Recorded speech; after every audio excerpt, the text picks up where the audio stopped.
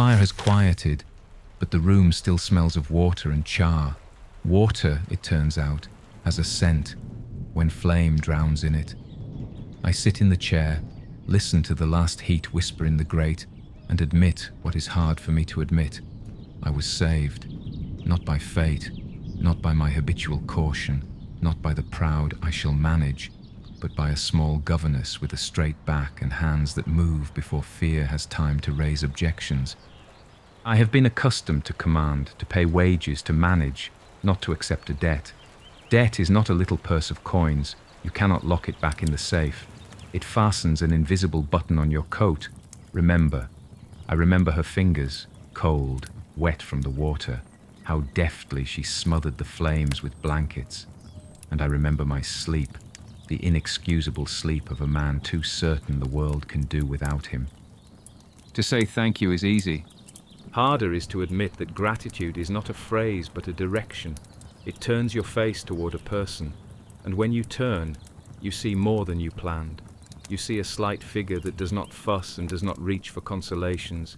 You see eyes devoid of the calculation I know too well. What do I gain for the proper words? There is an even fire there, warm but not sugary, the kind that gives heat and promises nothing extra. I know there is a door we must not enter openly, an old knot tied by other hands and by my own haste. The house hides it patiently in its upper quiet. I have no right to lay that burden on her shoulders. Not now, not after she dragged me out of flame without asking the price. So I may not speak plainly, but I may not act as if nothing has changed. Everything has changed. I hide softness under sharpness, an old habit. It once saved me when a man had to move forward without looking back. Now I see it for what it is as well, cowardice. It conveniently conceals weak places. Today, I saw mine clearly. For the first time in a long while, I did not wish to be impregnable. I wished to be understood, and for a man of my make, being understood is nearly exposure. What can I do? I can guard her, first of all from myself. I can offer silence in which one grows faster than in praise. I can speak in the evenings not to shine but to listen. I can ask, and if needed, endure honest answers. I can refuse the means that have always worked on others. She is not one to be bought by glitter. Offer her something, and she will first ask, why? With that why, she sets everything in order. I have watched her teach Adele. She does not suppress, she redirects. She invented for the child an hourglass and small bargains, and so saved the lessons from tears. A trifle? No. It is a kind of order I understand, strength that makes not trumpets. Her plainness is without cruelty, her courage without pose. She almost never laughs, but when something truly touches her, a soft note enters her voice, unlike any theatrical tone. I catch that note and want to hear it more often. The house woke when I returned, but now it is clear. It woke for her. I, who could not endure empty drawing rooms, linger by the fire. Either the leg argues me out of the roads, or at last there is sense in staying. Yesterday I turned the leaves of her drawings and caught myself in a rare state, for me, silent admiration. She sees the large in the small. It is a rare gaze. It needs no capitals. Yes, the house keeps a secret. And yes, I am tied to it more tightly than I would wish. But I came back in spring not to go hiding in the road again. I returned because I was tired of desert superiority. With it, there is always warmth and never light.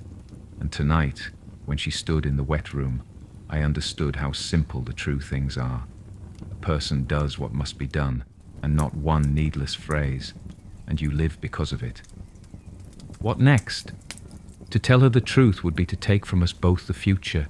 To keep silence would be to slight her mind. There is only one way, not by word but by deed, to show who she is to me. Let it be not flash but rhythm, fire, books, walks, several grave questions we shall answer side by side. Let my jest be rare but exact. Let me sometimes put on a mask, cold, familiar, if there is no other way. But under the mask, there will be no lie. There will be one task, to keep her heart safe and gently wake in it a place for me. If there is no place, I shall go. as I have gone before.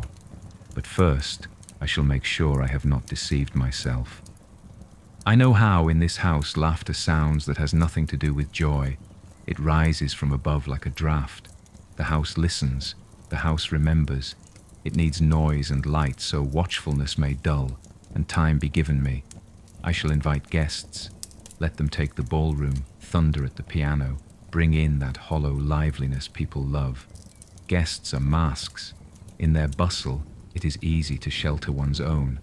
And in that bustle I shall watch her openly, as the only truly living face among a theatre. Unfair, perhaps, but I will do nothing to humiliate her. Not one word to make her a jest, not one little scene that sets her as background. If she is displeased, I shall end the masquerade in a single night. I want her to choose, not to be taken in a net. I can fail only in one place, overrate my self-command. For that I have remedies, work and silence. I was strong in them once. I shall remember how. I have often been accused, sometimes without words, of harshness. Harshness is a cheap shield for those who learn too early to defend themselves. Today I shall try another way. Clarity. It is hard to live with, yet it does not shame. I will speak with her plainly, of Lowood, of endurance, of how one bears cold without extra words. I shall not say, poor thing, she will not have it. I shall say, you are strong, and it will be fact, not flattery. I have called her to myself, a small bird, a dangerous comparison for a man of my age and constitution. I have no right to keep birds in cages. Therefore, if I ever have the happiness to call her mine, it will be no purchase and no indulgence of fortune, but a union of two persons. I shall not prop her wings with golden bars. My own experience is enough to make me wish such ornaments on no one. What in me is left to save? At times I think only the capacity for wonder. Today I wondered much, at the quickness of her action, at how few words she needs, at how, in her presence, ease comes even to those who have always mistaken ease for emptiness. Perhaps that is the rarest gift, not a knack for arranging life, but the power to give it meaning. Now, silence. The house sleeps. Adele sleeps. Mrs. Fairfax has put down her keys as a soldier sets down her musket after watch. From far off, the rain is coming. It always comes after fire. I listen and think. For the first time in years, I know what to do tomorrow. Behave as though nothing happened, to shield her from questions. Send for a workman. Let them examine the chimney so the servants may have an explanation. Take her hand longer than propriety allows. No, that is too much. Restrain myself. But in the evening, ask her to the drawing room, not for an account, for a conversation. Let her choose the book. If she says she is tired, yield. If she comes, listen. And then, guests and masks. I will bring into the house a laughter tired of itself. I will watch how she steps into the shade and yet becomes the center of the room, not for the others, for me. I will prove my own heart. Has it chosen not dizziness but steady warmth? If yes, I must learn patience. If no, it is too late to cure me. I do not flatter myself with hopes of ease. In my life there are few doors behind which nightingales sing, yet at times a man needs not paradise but an honest room with a fire where one can speak without the crackle of masks. That room is here.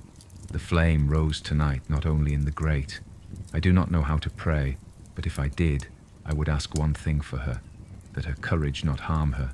For the rest, I have shoulders. They have broken and have carried heavier loads. I am grateful. The word now comes without bitterness. Grateful for my life and for the chance to spend it better than before. Grateful that I was seen where I had been hiding behind the angle of my own pride, and grateful for a chance to do something not as a horse in harness, but as a man. If fate should carry her far, so far my voice cannot reach, I shall still know this.